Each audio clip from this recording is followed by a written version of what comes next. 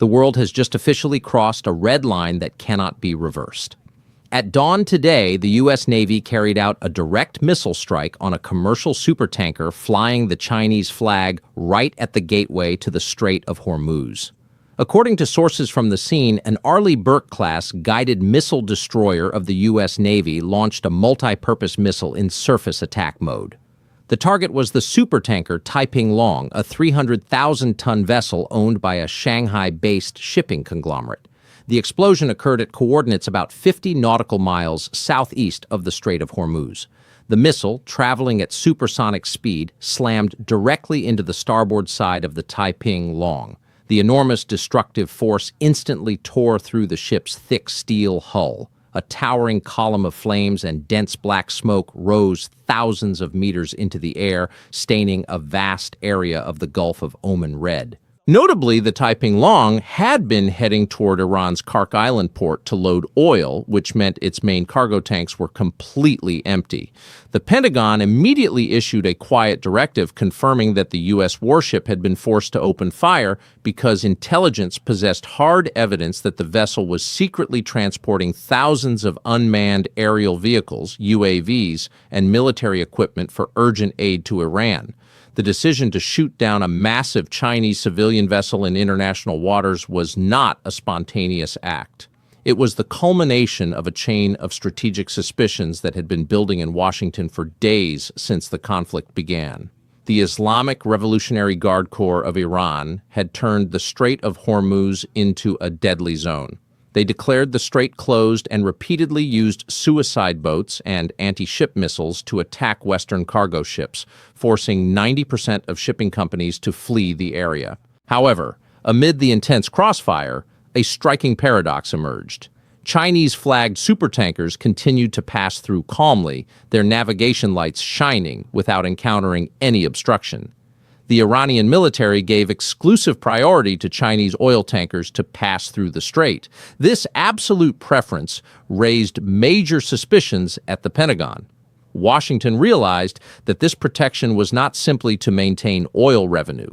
The massive volume of Chinese supertankers frequently entering and leaving the area had created an untouchable logistical corridor, turning them into the perfect cover for state-level weapons smuggling operations. U.S. intelligence decoded the sophisticated method used by Beijing. The Taiping Long had a double hull made of ultra-thick carbon steel. Chinese engineers allegedly exploited the enormous ballast tanks, normally separate from the oil cargo compartments, and turned them into storage areas.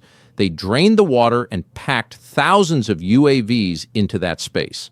The massive steel structure and the safe distance from the ship's outer hull created a Faraday cage-like shield that absorbed ground-penetrating radar signals and X-ray scanners.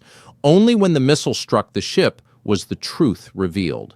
Electro-optical sensors on reconnaissance aircraft recorded dozens of secondary explosions with the blinding white flashes characteristic of high-temperature lithium-ion batteries. This morning, close-up images from commercial satellites showed hundreds of triangular composite fragments, wing structures typical of suicide drones, floating around the burning hull. Immediately after images of the explosion and the evidence at sea spread, diplomatic turmoil erupted. Within hours of the interception, China's Ministry of Foreign Affairs held an emergency press conference in Beijing amid extremely tense circumstances. In the story, the U.S. Navy allegedly launches a missile strike from a destroyer of the Arleigh Burke-class destroyer against a Chinese-flagged supertanker named Taiping Long near the entrance of the Strait of Hormuz. The tanker, which has a carrying capacity of about 300,000 tons and is owned by a Shanghai-based shipping company, is reportedly on its way to the Iranian oil terminal at Kark Island. Because it is heading there to load oil, its cargo tanks are described as completely empty at the time of the incident.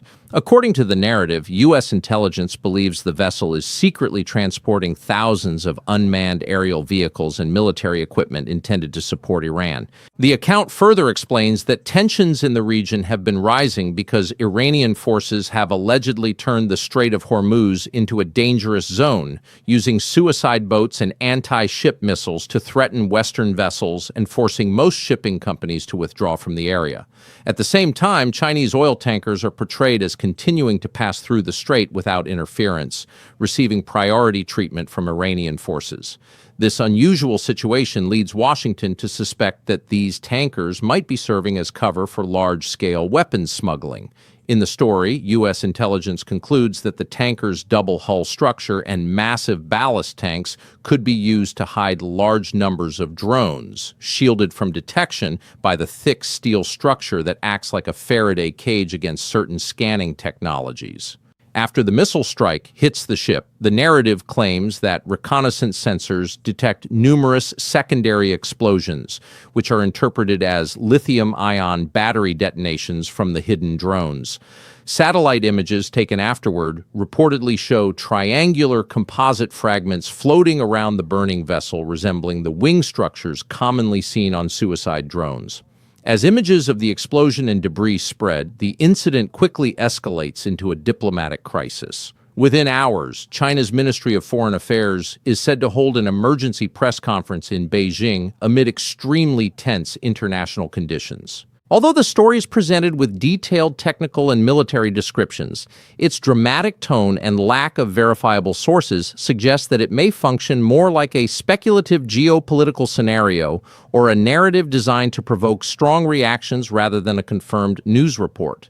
If such an event were to occur in reality, it would likely trigger a severe diplomatic confrontation and significantly increase the risk of a broader international conflict, given the strategic importance of the Strait of Hormuz and its role in global energy transportation.